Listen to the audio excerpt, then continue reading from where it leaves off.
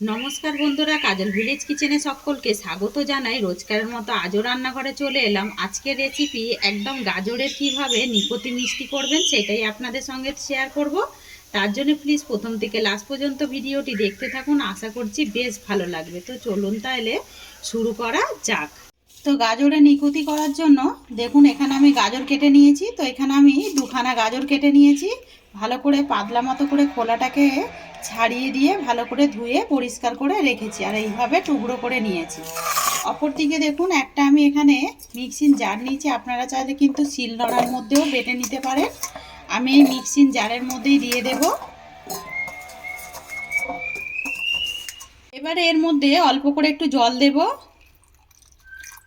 5 চামচের মতো জল দিয়ে দিলাম। দিয়ে এটাকে খুব ভালো করে বেটে নেব। আর এই দেখুন খুব ভালো করে এটাকে আমি মিক্সিতে দিয়ে বেটে নিয়েছি। বাটাটা দেখুন কতটা মানে একদম কাদা কাদা মতো হয়ে গেছে, দানা দানা ভাব নেই। এরকমই কিন্তু একদম ভালো করে বেটে নিতে হবে। অপর দিকে দেখুন গ্যাস অন করে একটা কড়া বসিয়ে দিয়েছি। কড়ার মধ্যে দিয়ে দেব আমি ঘি দিয়ে দেব। 1 চামচ দিয়ে দিলাম ঘি। ঘিয়ের পরিবর্তে কিন্তু সাদা তেলও ব্যবহার করতে পারো। তো দেখুন ঘিটা কিন্তু বেশ গরম হয়ে গেছে। এবারে গ্যাসটাকে আমি একটু আস্তে করে দেব। দিয়ে আমি যেই গাজরটা বেটে রেখেছিলাম এই গাজরটা আমি এর মধ্যে দিয়ে দেব। তো দিয়ে দিলাম। দিয়ে খুব ভালো করে এবারে ঘিয়ের সঙ্গে গাজরটাকে মিশিয়ে নিতে হবে। আর একটা মাথায় রাখতে হবে, গাজরটা যেন একেবারে মিহিনভাবেই বাটা হয়, তাতে করে কিন্তু মিষ্টিগুলো তাহলে খুব ভালো হবে। আর এই দেখুন খুব ভালো করে কিন্তু ঘিয়ের সঙ্গে গাজরটা একেবারে মিশে গেছে। এবার আমি এর মধ্যে দিয়ে দেব গুঁড়ো দুধ। তো গুঁড়ো দুধটা দিলে পরে মিষ্টির টেস্টটা খুব ভালো আসবে, তাই আমি গুঁড়ো দুধ দিয়ে দেব। তো একেবারে দিয়ে দেব না, আমি এখানে 3 চামচ গুঁড়ো দুধ দেব। তো একবারে দিয়ে দিলে পরে তাহলে কিন্তু ডেলা ডেলা ভাব হয়ে যাবে। আমি একবার করে দেব আর দিয়ে এইভাবে মেশাতে থাকবো। তো দেখুন গাজরটা যখন গরম হয়ে যাবে তখনই কিন্তু মানে গুঁড়ো দুধটা দেবার চেষ্টা করবেন, না হলে কিন্তু ঠান্ডা অবস্থায় ডেলা পাকিয়ে যেতে পারে। তো এবারে আমি আরও 1 চামচ এখানে দিয়ে দেব।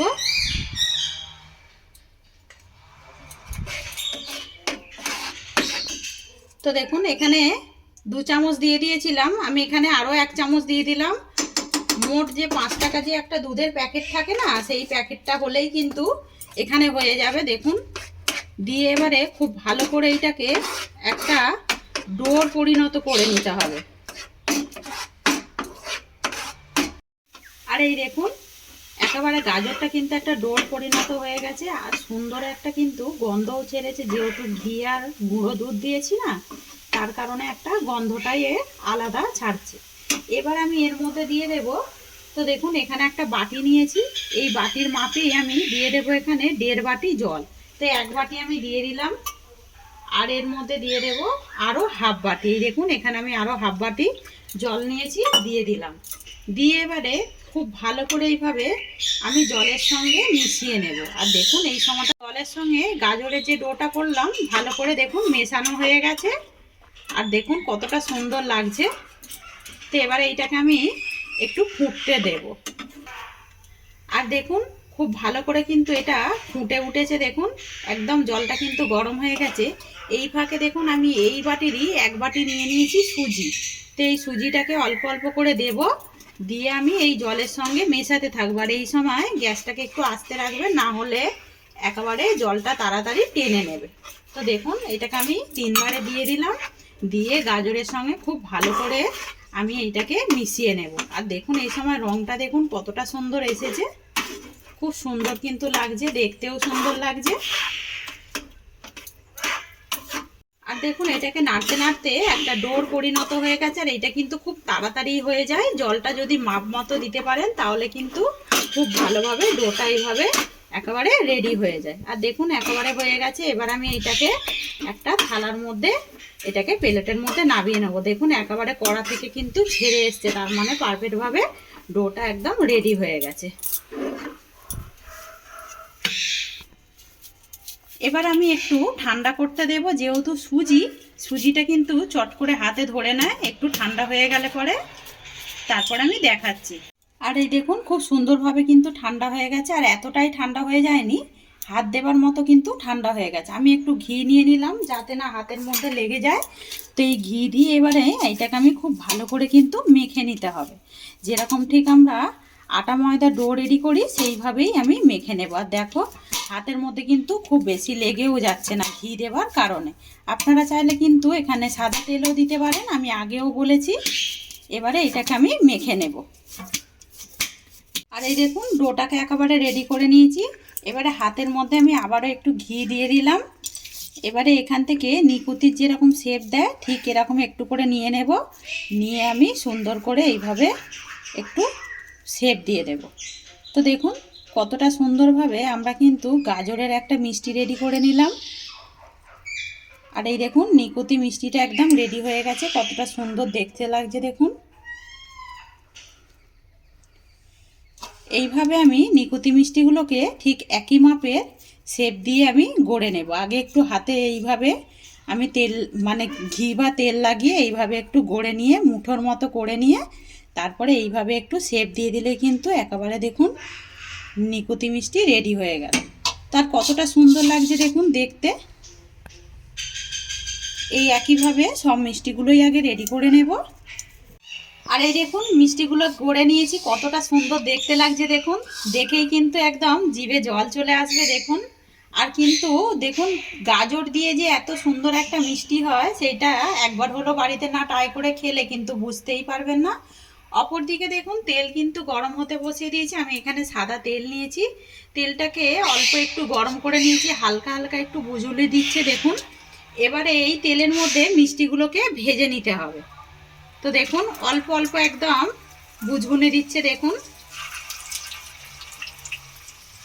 এবারে এই তেলের মধ্যেই দিয়ে দেবো আমি মিষ্টিগুলো। যখনই কিন্তু মিষ্টি খেতে ইচ্ছা করবে ছানা ছাড়াও কিন্তু এরকম দেখুন কতটা সুন্দরভাবে মিষ্টি আমরা রেডি করে নিতে পারি। আর বলবো না যে একদম পারফেক্ট দোকানের মতো হবে, আর দোকানের থেকেও কিন্তু কম যায় না এরকম মিষ্টি, খেতে কিন্তু দারুণ লাগবে। তো সব মিষ্টিগুলোই আমি তেলের মধ্যে দিয়ে দেব। দেখুন সব মিষ্টিগুলোই কিন্তু আমি তেলের মধ্যে দিয়ে দিয়েছি। আর দেখুন মিষ্টিগুলো কিন্তু এক সাইড হয়ে গেছে। এবারে অপর দিকটা একটু উল্টে দেব এইভাবে। আর দেখুন মিষ্টিগুলো দেখতে কতটা সুন্দর লাগছে দেখুন। আর একদম কিন্তু ফেটেও যায়নি দেখুন। আর এটা আস্তে একদম আস্তে করে দিয়েই ভাজবেন, না হলে কিন্তু ভেতরটা কাঁচা রয়ে যাবে আর ওপরটা খুব তাড়াতাড়ি রং এসে যাবে। দেখুন মিষ্টিগুলোকে এইভাবে আমি আস্তে আস্তে উল্টে দেব। দেখুন মিষ্টিগুলো কিন্তু ভাজা হয়ে গেছে। এবারে আমি মিষ্টিগুলো তুলে নেব।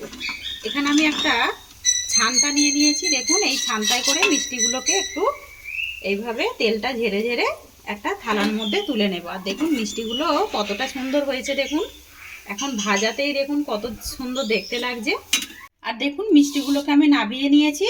অপর দিকে দেখুন আমি তেলটা পরিষ্কার করে নিয়ে আবারও কড়াটা একটু ধুয়ে বসিয়ে দিয়েছি। কড়ার মধ্যে দিয়ে দেব দেখুন এখানে 1 বাটি আমি চিনি নিয়েছি। আর যেহেতু 1 বাটি চিনি নিয়েছি আমি এখানে 1.5 বাটি জল দেব। তো এই বাটিরই আমি 1.5 বাটি জল দিয়ে দেব।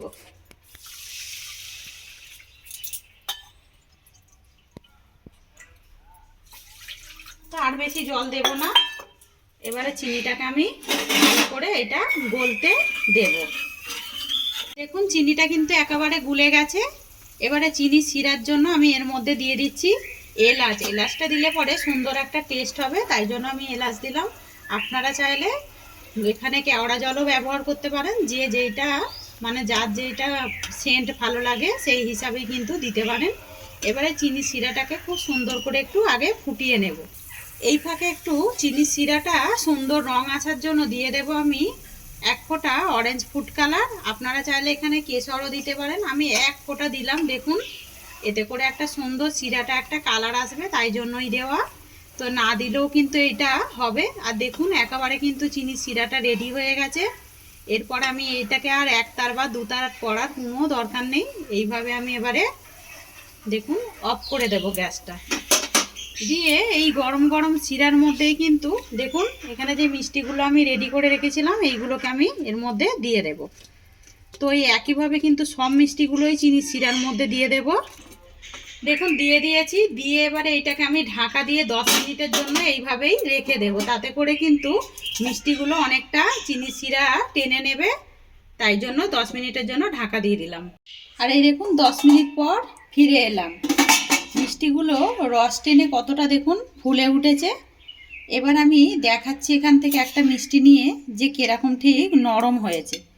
তো দেখুন মিষ্টিগুলো কতটা সুন্দর হয়েছে, আর দেখুন নরম হয়েছে। দেখুন আমি একটা ভেঙে দেখাচ্ছি মিষ্টিগুলোর মধ্যে কতটা দেখুন রস ঢুকেছে দেখুন, আর কতটা নরম হয়েছে দেখুন।